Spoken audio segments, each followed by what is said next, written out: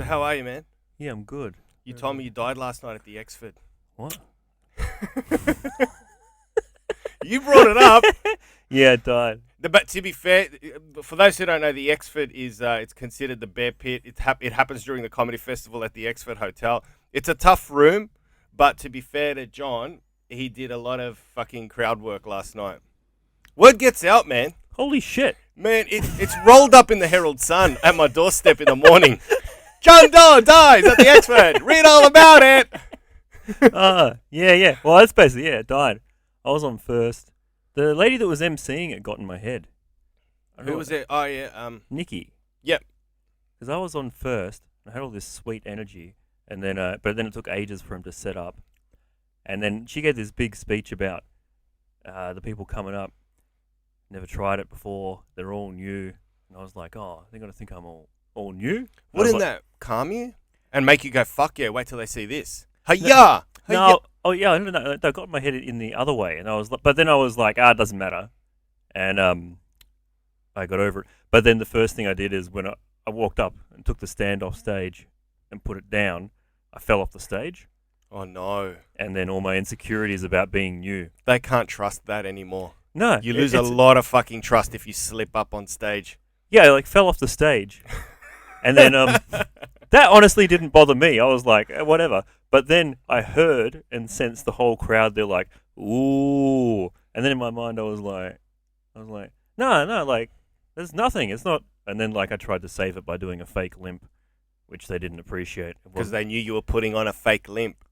No, I tried to do a fake limp as a joke. But then I think I just looked at it like granddad trying to make you laugh. Yeah. So then it was all over from there. I did a little bit of crowd work, and nothing happened. Then I was like, I did like 2 minutes of nothing, and then what's 2 minutes of nothing? Just hey, how you doing? What's your name? Blah blah blah. a little bit of talking, and then just like I felt like the right thing to do was to not rush, and just show that I wasn't like panicking or anything. Like I wasn't sweating or anything like that. I was calm and comfortable, but I wasn't in a good energy.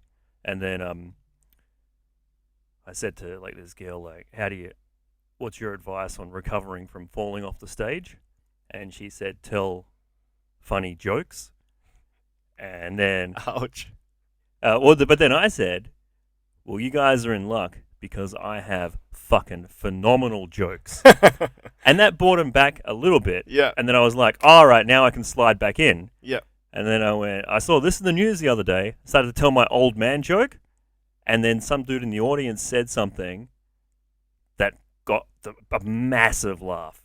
Like, he just blew the roof off the place. Yeah, it's hard to top that. And I was like, fuck, what do you say? And I was like, what do you say? And then some girl goes, Prince Philip died today. He just died 2 hours ago. And you're telling an old man joke. And then I was like, oh, did I didn't know that. And then it was all over from there. I was like, does anyone care? And then there was like 50% of people at least were fucking royal aficionados. Yeah, because it's like British tourists, right? It's a lot of British backpackers. Oh, there. Really? That could explain it. I didn't know anyway. Yeah, so. the Exford. It's yeah, it's heaps of British people. The Irish would have been wrapped. They would have been fucking guzzling pints, celebrating the death of that old cunt. Yeah, because I was pretty much going, no, fuck him, he's dead. Fuck him. Yeah, but anyway, yeah, it didn't go well. But to me, it was a real good bomb. Like, have a drink. I know you wanted some water, but I was going to say, for those who haven't seen John perform, he's one of the comics that turns over a lot of material all the time. So to be fair to you, you do always try and do something new every time I've seen you. Whereas I tend to like gravitate towards my set and like to veer off in tangents. You like to try different, complete new stuff. And I think last night you went in. I've seen you do crowd work before many times.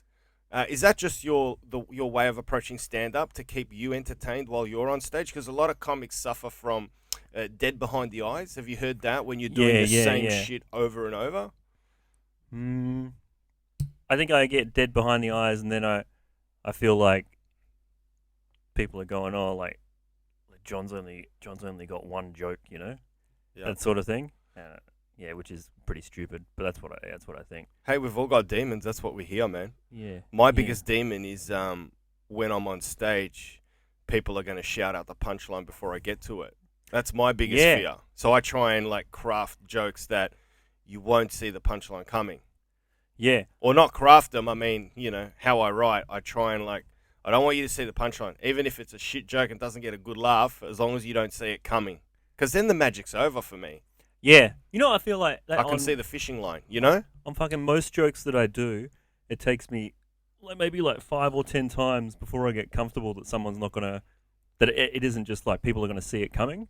So like I'm real like tentative up front. I kind of get over it, but like I worry exactly the same thing. Well, you're very critical about your stand-up. Your approach to stand-up is, I've seen it a few times in my career as a performer. You treat stand-up like sometimes like an athlete treats his exercise. Like you won't drink. You're very strict. You'll even watch your diet because it puts you in a good headspace. Yeah. You know, like you're really into it. And I think it's good. I like being around you because that energy, I know this is fucking gay as fuck right now, but it does spread.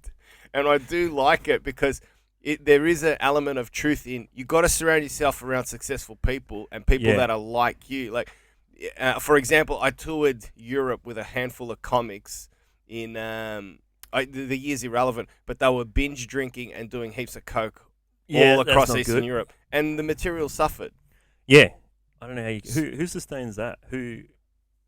How many people do that shit and keep going and do well? It can be done. There's a lot of comics in early 20s, early 20s that do it. And don't forget the price per, the price is ridiculously Coke cheap. Is cheap, yeah. Very fucking cheap. Yeah. Fucking Rory Lowe was off his tits, I said it the other night. Yeah. He had he needed to go for a COVID test. Big time. He runny nose and everything. He had all the symptoms. Yeah. Anyway. But I had no idea my mic was out. I was on stage at the Exford and my mic wasn't working. Yeah. And then all of a sudden I'm on stage and I'm shouting my material and I'm like in the back of my head, I'm going, is the fucking mic on? And then all of a sudden I see Rory in front of me just go, hello mate, just plug it in for you, yeah? Yeah. Plugs it in and I'm like, what the fuck's going on? What's he doing here? Then he gave you an uplifting speech. Did he? Yeah. He goes, there's mics on, everyone. Give him a round of applause. He's still going despite what's happening. One of those toddlers. Yeah. Fucking Catsy got accosted by toddlers the other night at the Exford. They came up and started yelling at you. Yeah, that spooked you. That did spook me. Yeah. Because I haven't had that in a very, very long time. I don't think you get spooked on stage, right? I didn't think like... I was spooked. But you couldn't tell, right? No, I couldn't tell if you were like yelling at you, like yelled at him and said like, if you want to go, I'm a psycho. Yeah, that's me losing it. Yeah, but I couldn't tell if that was you were just making a decision to go, that's the best way to handle this in the moment, or if you were getting a bit rattled. So it didn't really... Both at the same time. Like a pie chart, 80%, this is the best way I can do this. 20% I'm rattled. 20% rattled, yeah.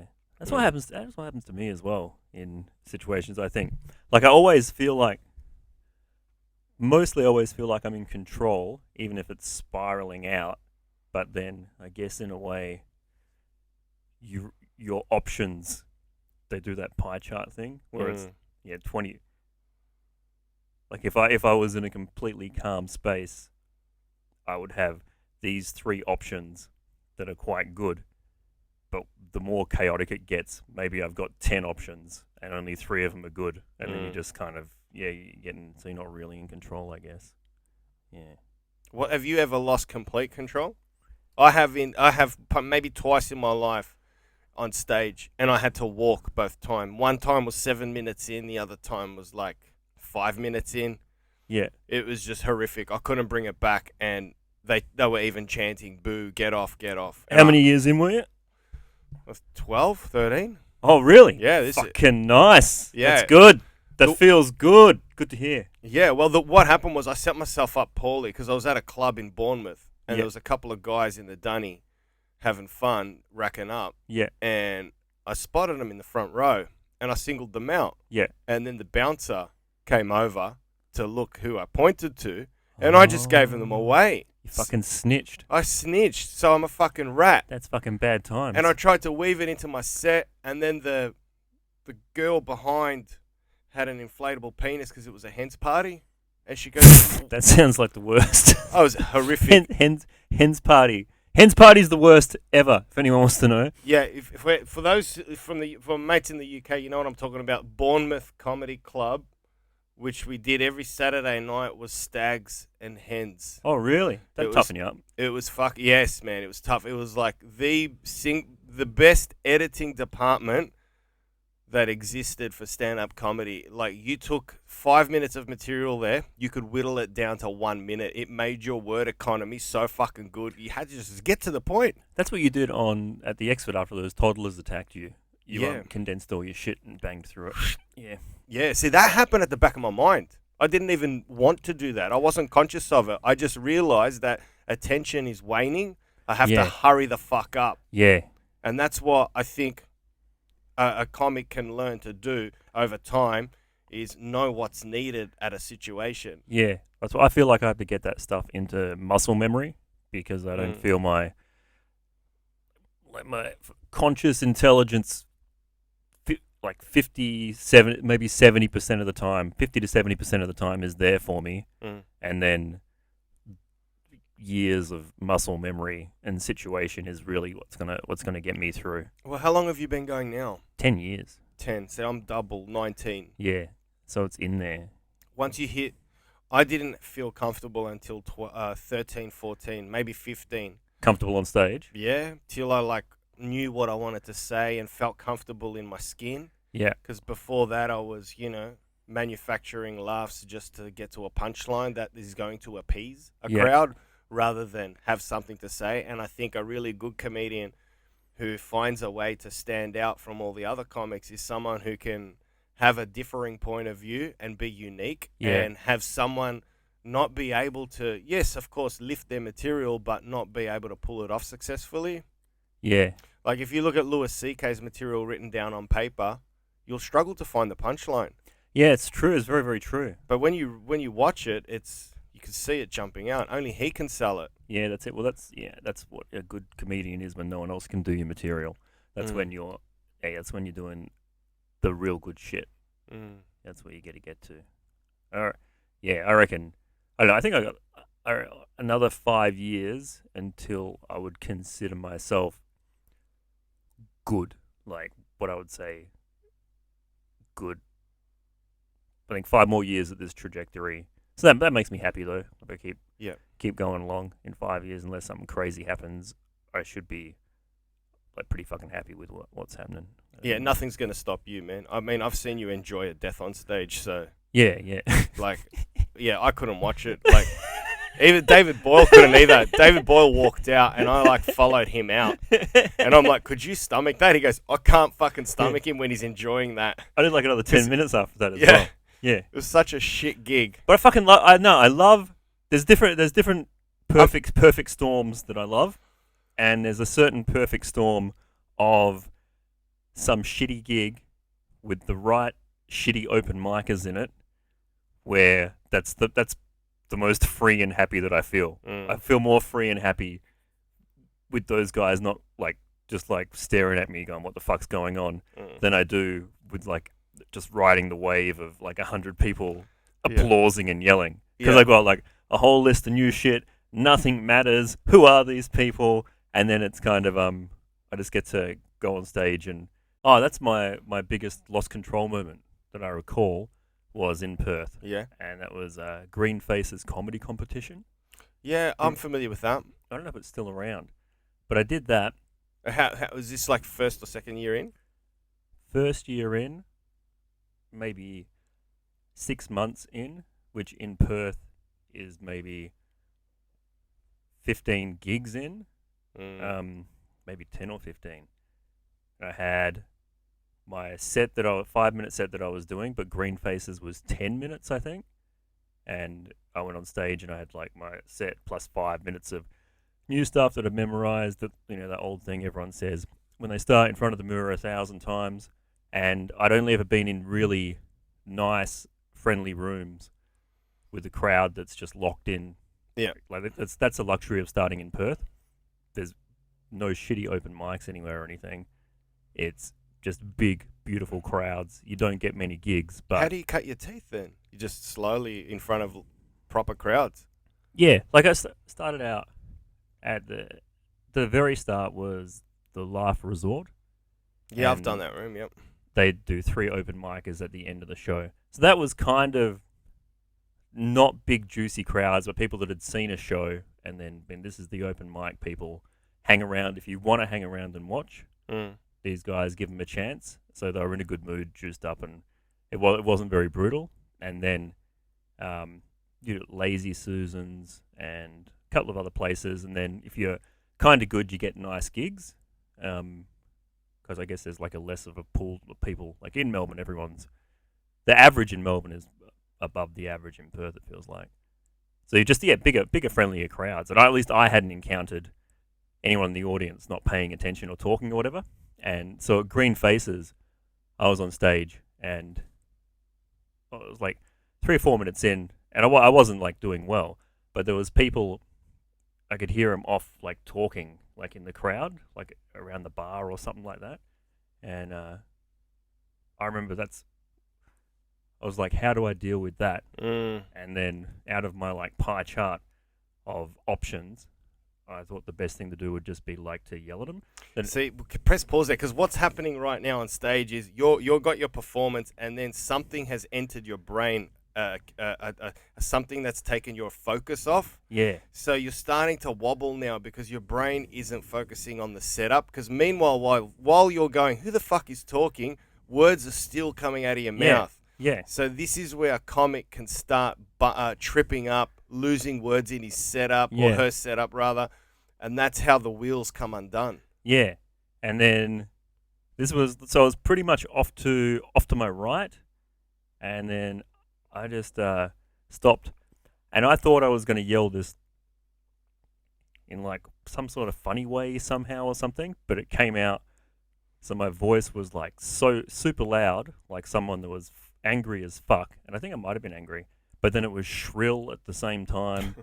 And I just yelled out, so I'm going, hey, hey, hey, ha, ha, ha, hey, hey, hey, ho, ho, ho.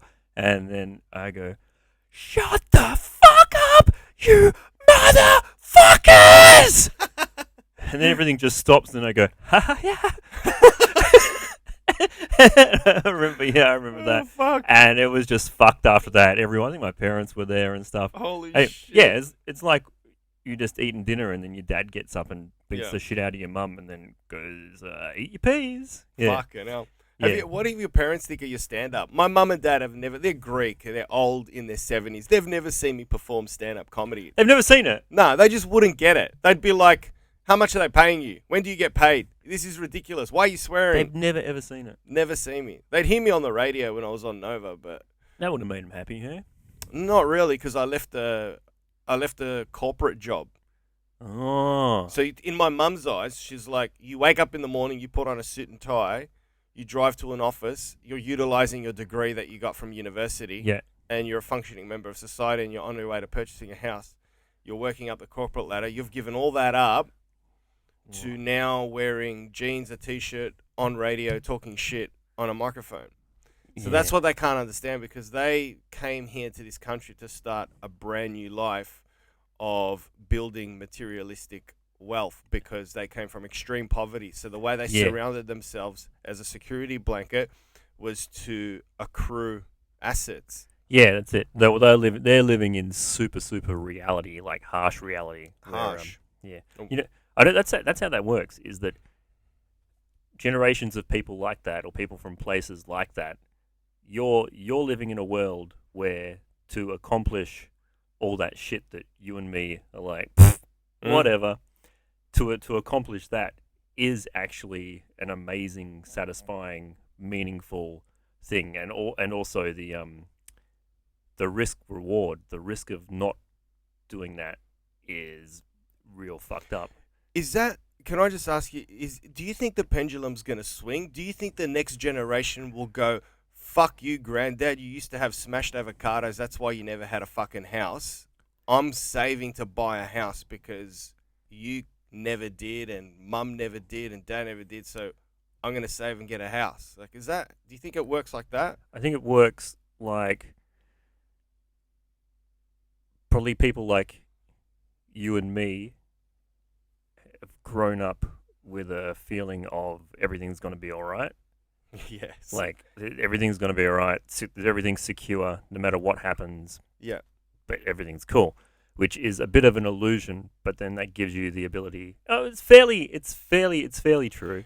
But it gives you the ability to just throw caution to the wind and go, I'm going to do this, and take for granted the blood, sweat, and tears it took to give you the privilege to be able to say that. So if you had a kid and you were like feeding it cornflakes for breakfast, lunch, and dinner while you pursued your artistic career. Yeah, you're a cunt. Yeah, but that kid would be like, oh, life's shaky. Like my mate that I grew up with, he came from like real low socioeconomic, no stability, no anything, and he was like, so in my mind I was like, I wanna be a comedian, I wanna go to film school, study this, and I'll do something like this, whatever. And he's like, I want to get a small apartment. I'd love to have a fridge. Fuck. You know, and he's like, staples. Yeah, he's getting all that shit together. Yeah. And then he's like in his apartment with his fridge, and he's got a washing machine and a dryer, and he's like, oh, fuck yeah, man. Like, that's him. He's already made it to superstar status. Yeah. And then he's like, all right, now I want to like get a house, and I'm just like, what the fuck is this idiot doing? Now he's got like a house and he's all set up and shit because he is on a different sort of. Whereas in my universe, I'm like, everything's always going to be good no matter what, which it's not. But that's kind of like how I've been. You're zen about it. Zen about it, and just also I was raised in a very stable environment, and then even for my parents, when they were struggling, they kept their shit together and made everything stable for me and my sister with a lot of love and stuff. So that's ingrained. So Everything you came from a good background. Yeah, everything's all right. Everything's good. Even like when it took me until like a couple of years. I'm 41 now. Maybe when I was 39ish, I started to think, maybe bad things are real. And that's I've like. What do you mean? Maybe bad things are real. What do you mean?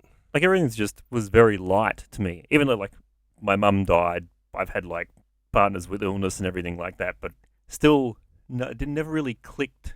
Like there can be the true horror that the world can give you, and I don't know why. Was that because you were sheltered with too much love? I think sheltered with my sister says we were sheltered. Yeah. There's nothing wrong with that. No, it's. But do you think that on the spectrum you were on one side too much? Your parents should have let you go skateboarding without a helmet a few times? Well, I did do like fuck up, and I did do dodgy, risky fuck up stuff, but I was just always like everything is something, I don't know, the parenting or something. I was just like, no matter what happens, everything is always gonna be all right. Well, that's a great attitude. It is a great attitude, but pathologically so. Even as things are not all right, I'd be like, everything is all right. Yeah. Yeah, look, I mean, that can be fucking cuckoo, especially if you're a captain in a cockpit of a plane and the wings have fucked off and you're going, everything's going to be all right, passengers. Yeah. No, it's not. Like, yeah. That's crazy. So you got to have a touch with reality. Yeah, right? You got to have your finger on reality. Yeah.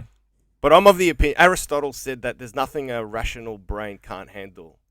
So I'm like, if I stay rational, whatever happens in life, I'll be okay. Because I think I'm solid enough to handle tough shit now. I think. And I'm not after too much either. I'm just after 3 or 4 hours of stand-up until I die. Yeah. And from here till you die? From here till I die, when I'm 70, I want to have 3 or 4 hours. Oh, you mean like accrued material? Yeah. And yeah, that's good. I've got to start laying down video and like recording my sets, so I'll do all that, and I want to pay off this unit, and that's it, me done. Yeah. And surfing, and that's it. And meditating and mushrooms, like really fucking minimalistic life. I think that will make you very, very happy. And if I find a bird, bonus. Yeah, that sounds real, real good to me. But do you ever have like brushes with things where that make you go, oh shit? Like I feel like me personally, a lot of times I've lacked the imagination to understand true horror and awfulness that can happen. So I haven't been worried about stuff, and I'm like, yeah, this will be good. But then every now and then, you get like a little glimpse into how bad things can quickly swing, and go, I don't know if I'd be able to deal with that. Like like an analogy for that is like watching a movie where someone's getting tortured, and they're like going like, I'll never give you the information, and I think to myself while I'm watching that movie, yeah, I would never give the information either. No, you'll talk straight away, I reckon. Yeah, but that's what I'll feel. But then I'll like bang my thumb or something, and I'll be like, "Fuck!" And then I'll just think that's enough. Like, yeah, you'd break. I just am too stupid to remember what pain is like. Yeah. So it's the same with the horror of life, and then judging yourself to be strong enough. Like, I'll be right. It's like, maybe your imagination isn't good enough. Well, they say, the Scandinavians have a proverb which says, many become brave when they're brought to bay.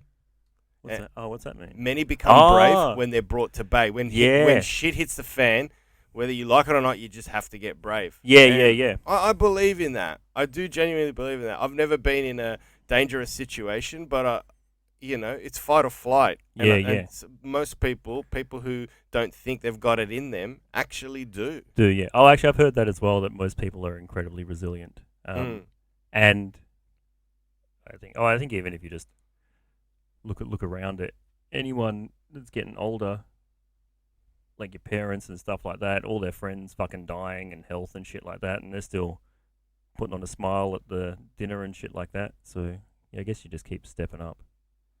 Yeah, but I think some things are just fuck you up completely, or maybe you just continually transcend yourself.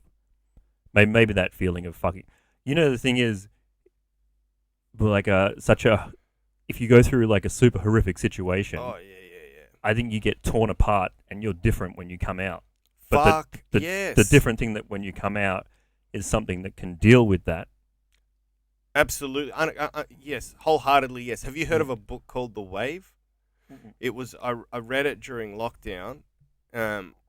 It's the darkest thing I've ever read. It was about an Indian mother who was holidaying in Thailand with her entire family. This is true? True.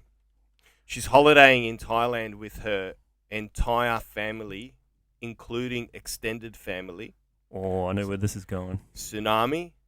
Everyone's wiped out except her. Fuck. So the book's called The Wave, and she goes into her journey, attempted suicide many times, and coming out the other end, like you said, a different human being. So she basically had to overcome her situation by realizing she has to go in a cocoon and either emerge a butterfly. That's how she painted this whole thing. Yeah. I'm not being like gay and shit. Like, so I know you can't say that anymore.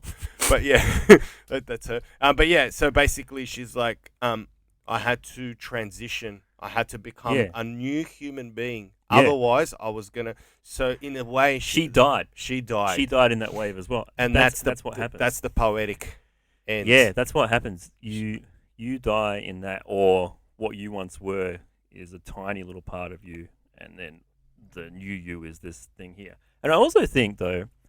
This is dark shit, by the way. Sorry. But I'll talk about whatever you want. I don't give a fuck. Yeah. Do you reckon...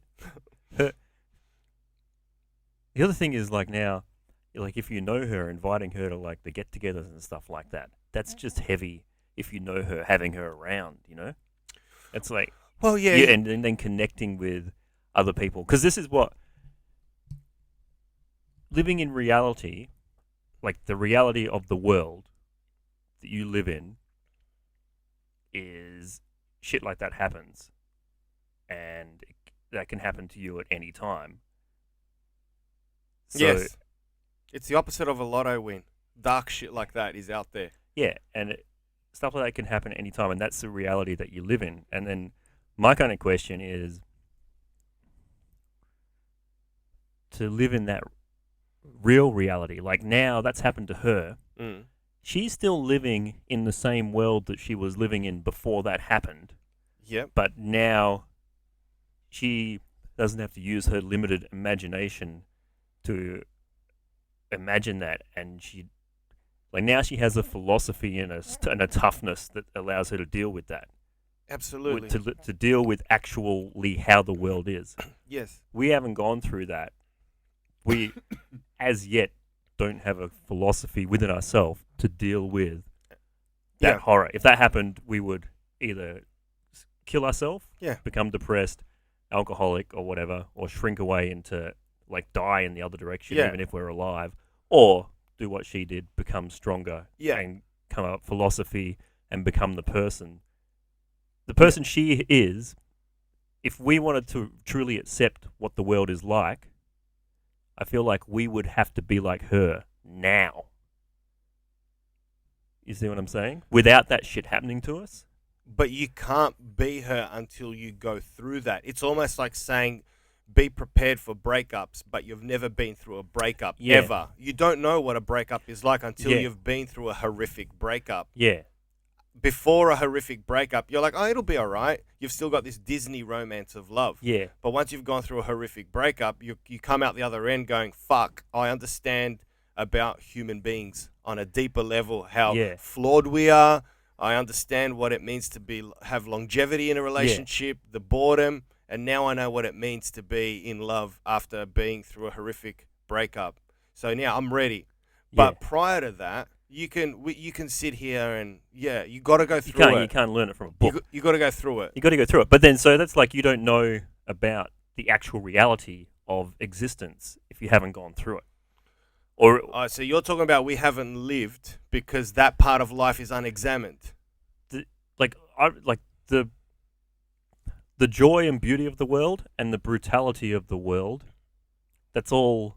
That is what reality is.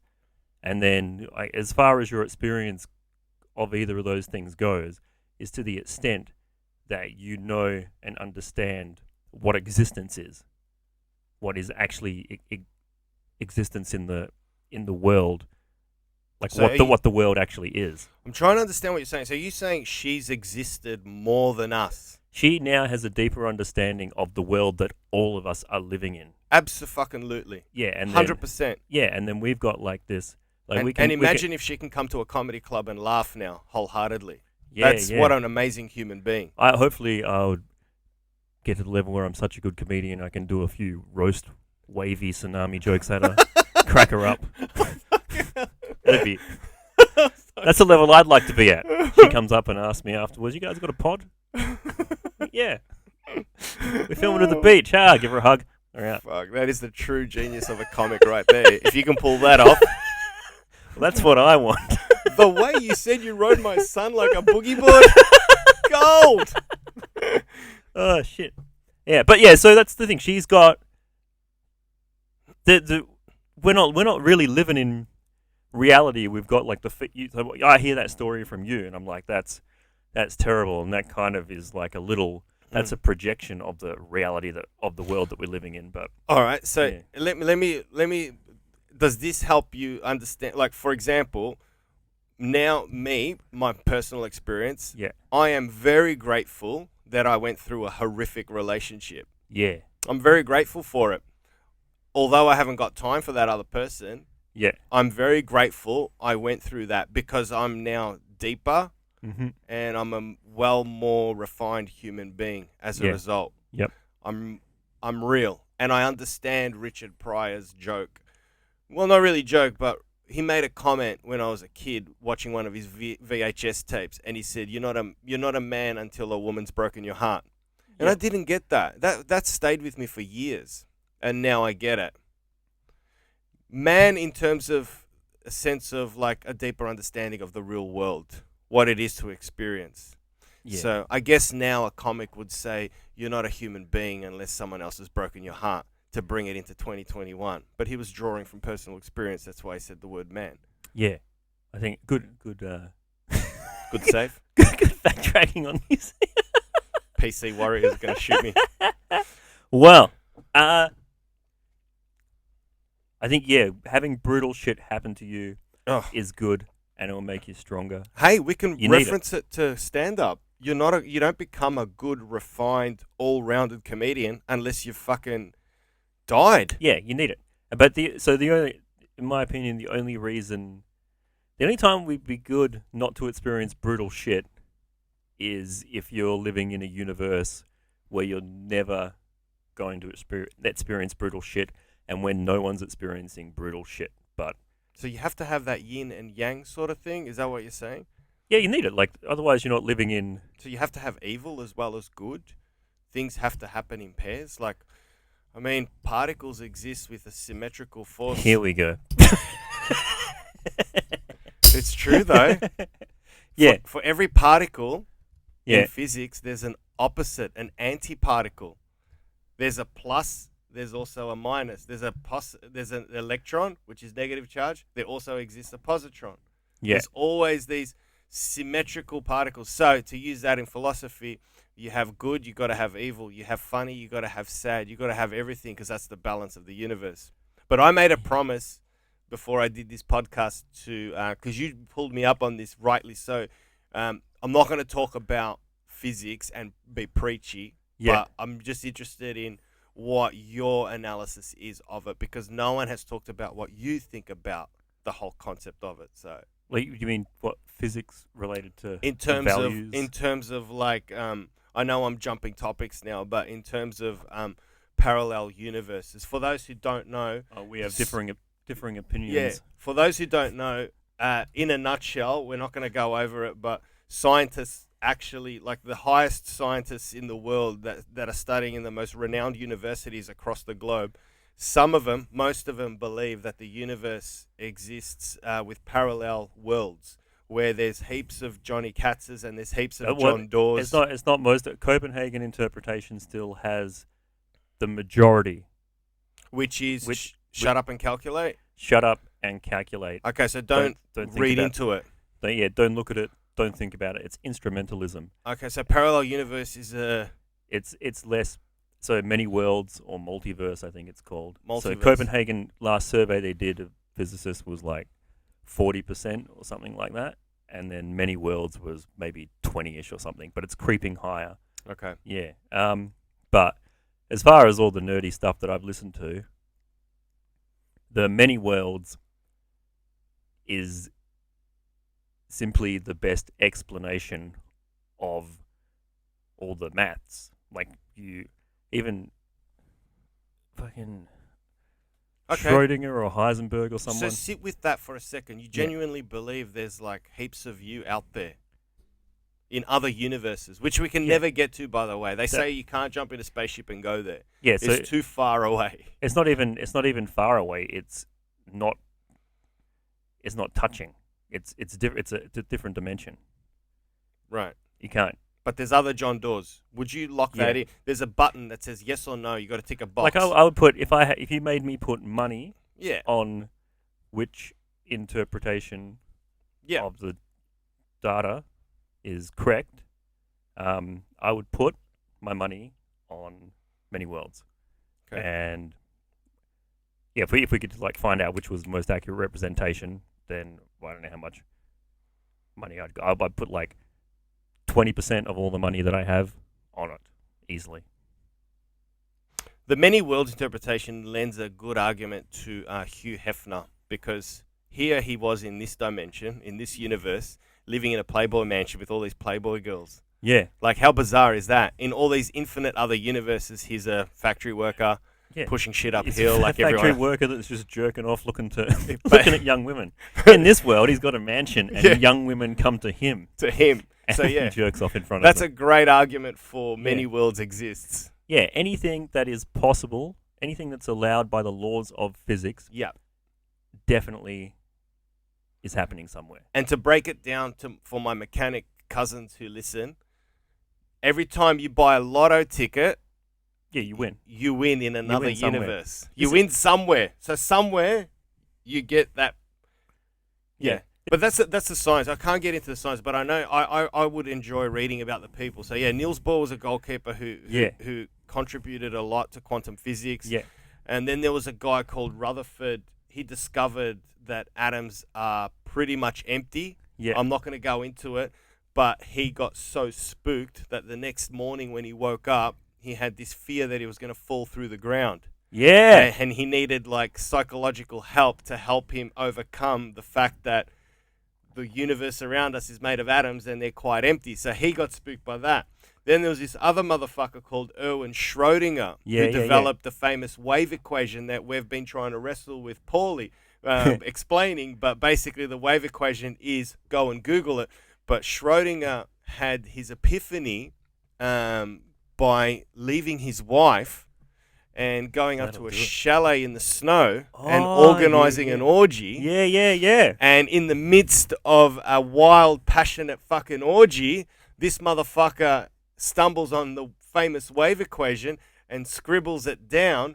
For those of you who don't understand quantum physics, you don't fucking need to. Suffice it to say that the wave equation is why the computers work and all this motherfucking, your toaster, your fucking vehicle, everything with a chip, a transistor, is because of the wave equation, right? So that was him. Yeah, that's crazy. And then there was, go on. Do you reckon that's because, like, back in the day, if you break up from marriage, you're ostracized from society unless you do something pretty...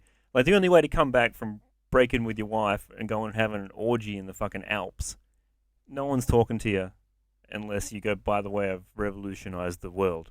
Well, no, he could have just like panicked that up, I think. I think, well, yeah, that, I mean, it's not until I read it that I realized he was actually, he was a cat. Like, he fooled around a lot. Yeah. That was his nature.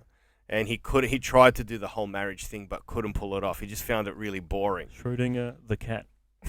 But they're all on edge, these fuckers. They're all weird. Like, Einstein fucked his cousin, you know? And a lot of people were like, you know, I'm not listening to you. You fuck your cousin. You're off your head. He's like, He's like, yeah, you would. You think that's fucking weird? hot. Time isn't real. Yeah. Bang. Time stops. How's that? But did you read the letter that Einstein wrote to his wife? No, was it? You can look it up. I won't look it up, but it's like, just give me the gist. Give me the text format. It's basically like 12 dot points on how we get along in our relationship. And it's just shit like, don't look me in the eye if you sense that I'm grumpy. Do not talk to me while I'm working. I must have dinner here now. When we're in town, don't try and hold my hand. It's the craziest fucked up Einstein's a cunt list ever. Is the PC cancel culture aware of this? Because they might make us get rid of relativity. No more relativity after that fucking comes out. Holy fuck. Yeah. I knew he was a twisted fuck, but all these guys, they're fucking twisted, man. There's something cooked about them. Most of it. Erwin Schrödinger, who discovered the uncertainty principle. Yeah. And for those who don't know... it was Heisenberg. Sorry, Heisenberg. For those of you who don't know, Heisenberg created the uncertainty principle, and Walter White in Breaking Bad adopted the name Heisenberg because he could be elusive, because in the Heisenberg uncertainty principle, you can't pin down the location and speed at the same time. Yeah. And that's why Walter White chose the name Heisenberg, because you could never catch the motherfucker. He was always going to be elusive. I'm loving this. This is but this is the nerdiest. It's the nerdiest shit ever. But that's why Walter White called himself fucking Heisenberg, right? Fucking go. So you know, he was a Nazi, Heisenberg. He's a fucking Nazi. Oh, really? Yeah, man. He's like, I'm doing it for Hitler. Fuck yeah, Hitler. I love you, man. Let's do this shit. Well, America took a lot of those Nazis in because they wanted to make, like, after the war, you know, they got those Nazi scientists in, didn't they? NASA, yeah. Yeah, Alex Jones has got like 4 hours on his podcast. Yeah. But basically it's true as well. Like the V2 rocket from Nazi Germany turned into the Saturn V5 rocket project that went to the moon and all that shit. Yeah. So Germans took us to the moon. Yeah. But the Jews told us about it through Hollywood. Yeah. They helped us make the movies that helped us understand why it was very thrilling. I almost said wrong, but I didn't want to pander. Exactly. Well done. Yeah. Fucking Schrödinger gave a speech about his... gave a lecture. He precursed it with people are going to think that I'm crazy. All you guys will think that I'm crazy, but just hold off for a second. I just want to... Don't take me too seriously, but I'm just going to explain to you what the because like Schrodinger Schrodinger's responsible for all this shit, like everything, the quantum physics and stuff. Technology, yeah. The technology, yeah, and like his equation is the base of it all. He gave a lecture where he said, "I'm just going to tell you what my equations actually say." And he goes, "Don't think I'm crazy, but I'll just tell you." And then he had a laugh, and then he explained it in detail. And what he explained was the multiverse. Yeah, he was a big believer in it. Yeah, and but he was a spiritual hipster, I don't know, man. Was he a believer in it or No, he from the accounts that I've read, yeah, he believed that he believed in mushrooms, oh really? and he believed that you know how two particles can be entangled. Yeah. Just Google it. But basically, he believes that because the Big Bang, we all came from one point in space, that we're all connected. Yeah, that's true. So that's what he believes. He Yeah. believes that we're all connected, and there's an underlying sixth sense that permeates. Oh, the like ether. in consciousness as well. In consciousness as well. Like, for example, a lot of you, like, you know, when you feel something that's happened to your parents and sure enough, you're correct. Or on a personal level, when my grandfather died, I was having a horrific nightmare and I woke up, he was half a world away, and it was, like my mum came in and I was sweating and I'm like, something bad's happened. She goes, yep, your granddad died. And I go, I fucking felt it. All that. He believes that we're all connected. I'm very unromantic when it comes to those sorts of things. You don't buy it? I don't buy it. At all? Not. So I just had so your opinion would be I just had a coincidental nightmare about my granddad. My opinion would be that you're schizophrenic. It was one fucking dream. You should be put down. Are you here right now? Am I doing this pod to no one? Well, you watch that video back. And there's no one. Fuck, imagine that. That would blow my mind. Yeah. Fuck, I'd like to swap that out. Holy fuck, that would blow my mind. So is that where you don't believe in aliens? There might be aliens. Do you think they're visited? I don't think they've. Really, you gotta watch Travis Walton, Abduction, and a handful of others. They're fucking good, man. Is that Fire in the Sky, Travis Walton? Yeah, man. I watched the movie. Yeah. I don't know. I don't think there's a heap of evidence. And then just when you throw in things like coincidence and how the brain works, that all that stuff seems a lot more reasonable to me. But there are some like weird things that I've heard of and stuff. So I'm not 100% sold, but I think that's probably more. Like, you know, like you like woke up with your granddad, like woke up with the sweats, but then you think, so I don't know how long ago that was. So there's I was a kid, like 13, 14. 13, 14. So there's like 6 billion people on the planet then.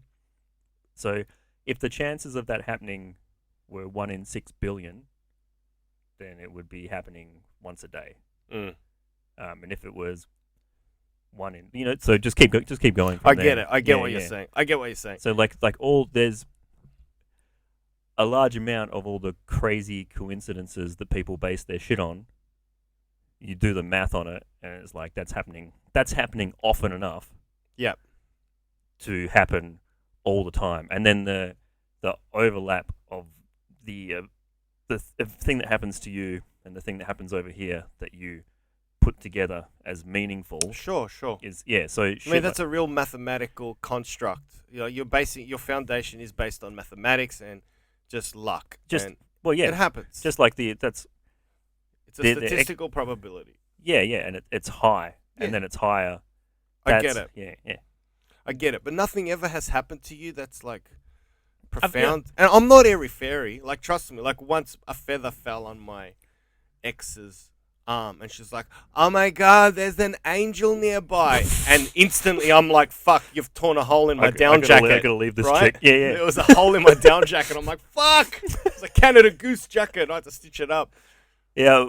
Oh man, I couldn't be with someone like that. Yeah. Yeah. No, it starts that you can have profundity. You can have intense spiritual experiences. Like, I've taken mushrooms and stuff, and I've just had feelings of awe. There's all that stuff. All that says is that's something we are capable of. Like, you don't need to go. I don't feel like you need to go outside the physical into the supernatural or anything to explain that. And I think if you think about it, it's not. You don't really need to include it. Like a feeling of awe and oneness that can happen to anyone at any time, like fall to their knees, and then like that's like saints and shit like that, and gurus and stuff. That is something that can just happen in your. Why can't that just happen in your brain? You know, it's like we've got this is normal. This is like this feels this way. It must be supernatural. Why can't that just be like that? So it doesn't. It's not. That's not compelling evidence for me. So you think it's just taking drugs as a manipulation of brain chemistry, bringing about a euphoric experience? It's got nothing to do with crossing over into another world and seeing aliens like DMT and all that jazz, which I've never done and I don't think I will do. Fuck that. I've done DMT. I've never crossed over though, but I'm still interested in doing it. So when you cross over, will you put it down to a profound experience, or will you put it down to smoking this has released a certain amount of brain chemicals, which has rewired my brain into having this profound, weird experience, which is all contained in this skull? I have not jumped into a trans-dimensional ship and gone across to another. How would you define it? The most reasonable thing to go is just the brain, and then the reason you should think that is the multitude of experiences people report all the time about stuff that happens, like someone that's like some sort of schizophrenic or whatever can give you a report of like some sort of creature or something or some sort of experience, and like someone could have the experience of like a unicorn or something that we know is mythical and not real, and it is 100% real to them, and they experienced it, and that's their truth or whatever. Like every experience and everything anyone ever has, it's all put forwards as it's.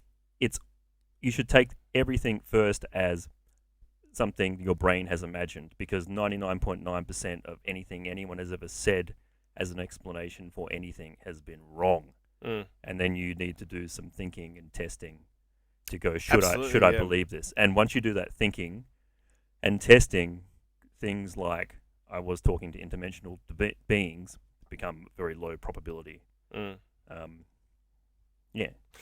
What freaks me out about the brain, right, is that how it's the dichotomy of it. It's absolutely stupid and absolutely profound at the same time. Like there's more neurons and synapses in our brain than there are stars in this galaxy. Yeah.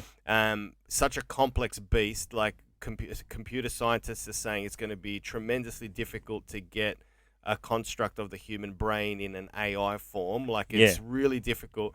But then you watch a YouTube clip and they're telling you to focus on the players dribbling the basketball, and they're going, how many times did you see the basketball get dribbled? And you go, 7. And then they go, watch the clip again. Did you see the monkey in a guy in an ape suit? That. Yeah. I'm like, no, I fucking didn't. Yeah. How did I fucking miss that?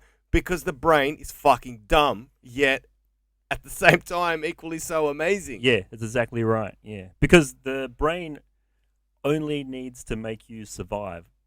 Shit, yeah, man. That's it. That's all it does. And to survive, you do not need to see all of reality. That's right. And also, you don't need to see and understand a truthful vision of reality. That's so accurate and apt. And I'm just jumping out of my skin because I read something that, you know what color we can see more than any other shade of color? Yeah. Green. We can see more green than any other color because... from the jungles. The jungle, I've heard that. Yeah, we had to decipher friend or foe. Yeah. Or animal or leaf. Yeah. Right? And another thing, the brain finishes developing at 25. Yeah. Which I found amazing. I was like, oh, how redundant are we as a species? But no, if you think about it, well, this is just my opinion, we had to have an immense, courageous brain at 25, because how else would we go up against a woolly mammoth with a fucking stick to try and bring it down to feed our families? Well, I've heard this, that the teenage brain is the one that was doing most of the shit during history, because people weren't living that long. Yes. You weren't meant is the wrong word, but you can reproduce by the time you're fucking 13 years old. You can start having kids. Yeah, King Tutankhamun was married. He died at 14, but they were all married off really early. So back in the day, like we're evolving from animals and stuff. That's right. Well, when does a woman menstruate? That's when history was like, she's ready. Sorry to cut you off. No, but that's that's 100% true. So you think of us coming to being in the Great Rift Valley in Africa, 100 to 300,000 years ago, is when you're probably by the time you're like 18, 20, you're in the fucking thick of it, and I don't know how much longer you survive after that. Especially if you think just think about you get your baby teeth, they fall out, then you get your next set of teeth through. 2 sets of teeth, that second set of teeth starts fucking rotting away in your head like pretty quickly back then. Yeah, and a lot of people were becoming, you just die from rotten teeth and shit like that. Or infection, cut on your hand or whatever. So not a lot of people are living past 25. Yeah, and I think the ancient Greeks were sculpting some pretty awesome looking sculptures, but in reality they would have been some fucking pale, withered, horrible teeth people back then. Maybe. Well, I think some tribes and shit. No, I don't know what the Greeks' teeth would have been like. I know the Greeks took fucking psychedelics though. Did they? Yeah, they had like a once every 2 or 3 year festival.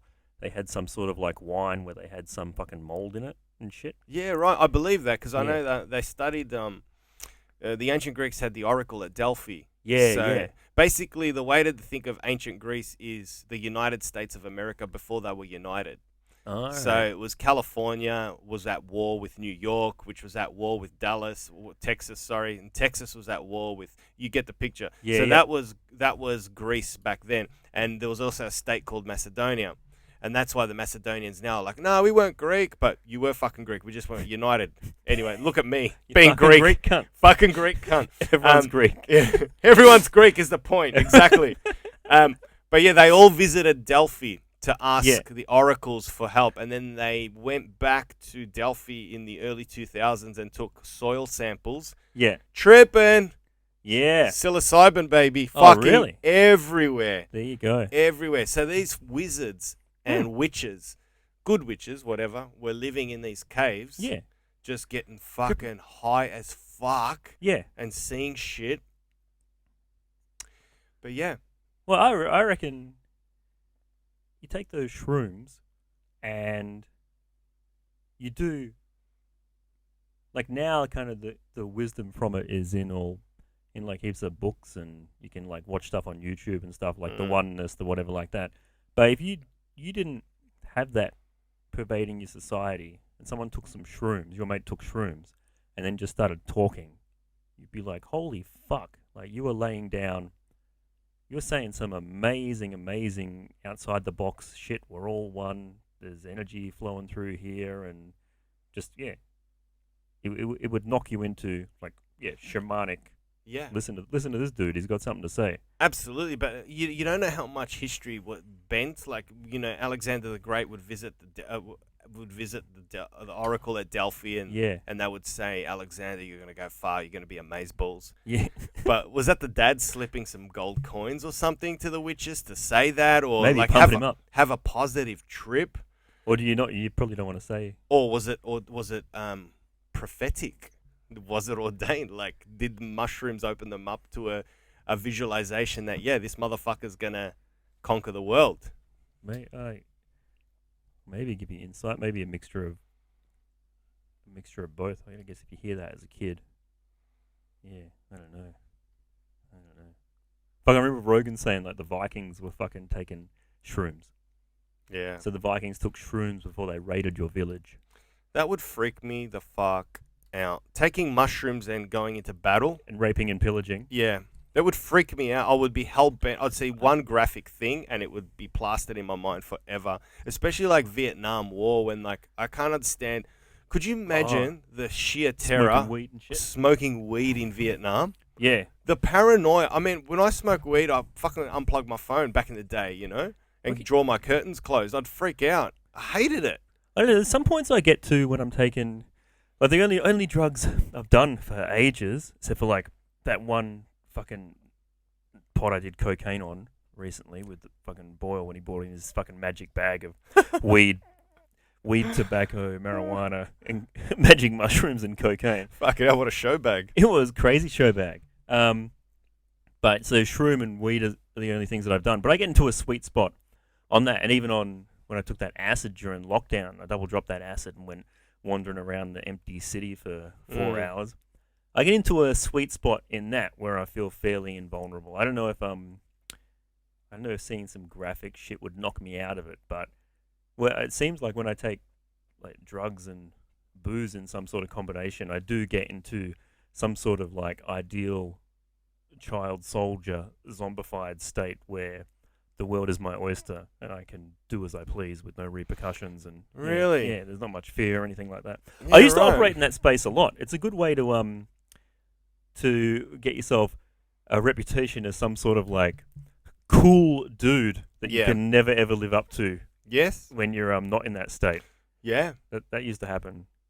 Going back to what you said before about how the Vikings used to take shrooms, I understand that happened. I didn't know that, but I get it because I remember I was nuts about Hitler for ages, and When did you realize he was a bad dude? Yeah, recently I'm working through it. That's one of the hardest. It's like finding out Santa Claus isn't real. Yeah, no, it's fucked. But he put his troops on amphetamines. Yeah. Peruvian, something like that it's called. Yeah, at the start, when they started... Not just on amphetamines, on methamphetamine. Methamphetamine. They were on meth at the start of the war when they invaded Poland in 1939. And the entirety of Germany was on meth. Not just the soldiers. Yeah. The entirety. Like, they discovered meth. Hitler was like no drugs, no nothing like that. Except for fucking Pervian, whatever it's called. Yeah. You could buy it over the counter, no prescription. Yeah, Chemist Warehouse. And all of Germany was on it. They had adverts for it. It's like, have a cup of coffee and this. And then it's got like magical housewives doing all the work. Everyone in Germany was meth off their tits. Because it was efficiency. You worked faster, harder. And the Polish troops were freaking out. They couldn't pull back in time. They were like, these German troops aren't stopping. And they baptized it the Blitzkrieg. Yeah. Which was like, they wouldn't sleep. Yeah, they would just go. But they only worked at the start. Yeah. The Blitzkrieg, methamphetamine is good for a Blitzkrieg. And then the come down is horrific. Yeah, but it's not good for when you're sitting in trenches and you have to do the waiting war. Yeah. So apply that to life. If you have a whole lot of shit you need to do in 5 days, take methamphetamine. Get it done. But if you have a longer life plan to sustain, maybe have shrooms every now and then. There you go, folks. Yeah. I gotta go. All right. I gotta go as well. It's been fun, man. Yeah, good shit. Do you want to plug anything? I'll plug our podcast, The Oppression Chamber. Listen to the Oppression Chamber podcast. It's funny. This is more like a loose chat. Yeah. Oh, this is good. This is nice just to have a chat, man. Yeah, I'm just learning more about comics. Yeah. So anyway, thanks for coming in, man. Anything else you want to say? No, that's it. Any gigs you want to plug? What have I got? No, I've got nothing substantial on the horizon. Just little drips and drabs. All right. John Dore. Come see me in 5 years. I'll be amazing. Amazeballs. Amazeballs. See ya.